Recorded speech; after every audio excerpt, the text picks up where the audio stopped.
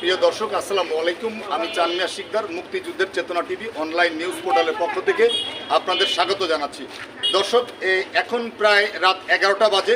এই 11টা বাজার ঠিক 10 মিনিট আগে, অর্থাৎ 10টা 55 দিকে আদাবর থানা প্রশাসনের পক্ষ থেকে একটি মাদক বিরোধী অভিযান টিম এখানে আদাবর 10 বাইতুল আমান হাউজিং সোসাইটি, বাঁশের সাগর গোড়া দিয়ে শ্যামলী হাউজিং দ্বিতীয় প্রকল্পে তারা গিয়েছিলেন একটি অভিযান পরিচালনা করতে। আমরা যেটা লক্ষ্য করেছি গণমাধ্যম কর্মী, দর্শক, আমি এখন যে জায়গাটিতে দাঁড়িয়ে আছি এটা হচ্ছে ঢাকা মহানগর উত্তর আদাবর 30 নম্বর ওয়ার্ড বাইতুল আমান হাউজিং সোসাইটি বাঁশের সাঁকো।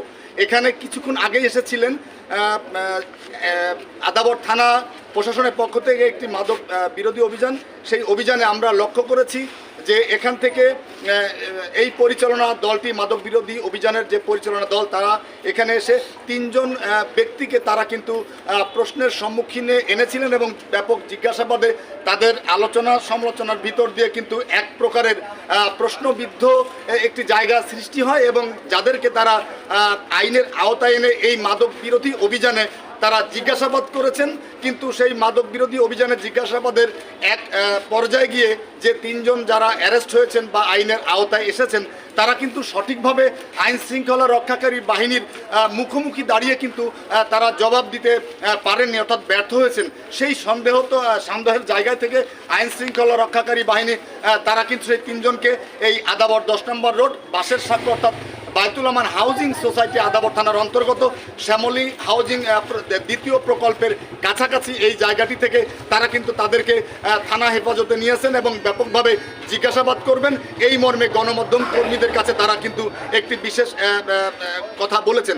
দর্শক, আমি কিন্তু যে জায়গাটি দাঁড়িয়ে আছি এখানে উৎসুক জনতার ভিড় এবং এই উৎসুক জনতার ভিড় আমি যদি আপনাদেরকে একটু দেখাতে চাই ক্যামেরা ঘুরিয়ে, এই উৎসুক জনতার ভিড়, এই জনতার ভিড়ে কিছুক্ষণ আগেই ঠিক 10-15 মিনিট আগেই এখান থেকে 3 জনকে তারা কিন্তু তুলে নিয়ে গিয়েছেন, অর্থাৎ মাদক বিরোধী অভিযানে তারা কিন্তু এলাকায় রেড জারি করেছেন। এবং আপনারা জানেন যে গণপ্রজাতন্ত্রী বাংলাদেশ সরকারের পক্ষ থেকে একটা কঠোর কঠিন নজরদারি রয়েছে সারা বাংলাদেশব্যাপী, একেবারে হাটে বাজারে গ্রামে গঞ্জে তৃণমূল পর্যায়ে এই মাদক বিরোধী অভিযান। অর্থাৎ আপনারা আরেকটু ক্লিয়ার করে যদি আপনাদের মেসেজটি জানাতে চাই মুক্তিযুদ্ধের চেতনা টিভি অনলাইন নিউজ পোর্টালের পক্ষ থেকে, যে আপনারা জানেন যে অলরেডি নবনিযুক্ত যে আইজিপি মাননীয় আইজিপি পুলিশ মহোদয় প্রধান, তিনি জানিয়েছেন বাংলাদেশের কোথাও এই মাদক এবং চাঁদাবাজি সন্ত্রাস এগুলো থাকবে না, জিরো টলারেন্সে আনার একটা প্রক্রিয়া তারা কিন্তু চলমান রয়েছেন।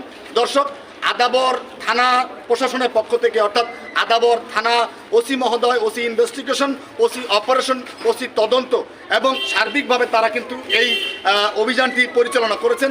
তবে এই ছিল আমার কাছে আদাবর বাইতুল আমান হাউজিং সোসাইটি 10 নম্বর রোডের শেষ প্রান্ত বাঁশের সাঁকো থেকে সর্বশেষ। দর্শক, পরবর্তী এই মাদক বিরোধী অভিযানে আপডেট ঢাকার যে কোনো প্রান্ত থেকে আপনাদের সাথে আছি আমি, স্টাফ রিপোর্টার চানমিয়া শিকদার, মুক্তিযুদ্ধের চেতনা টিভি অনলাইন নিউজ পোর্টালের পক্ষ থেকে আপনাদেরকে ধন্যবাদ এবং স্বাগত জানিয়ে আমি বিদায় নিচ্ছি। আল্লাহ হাফেজ।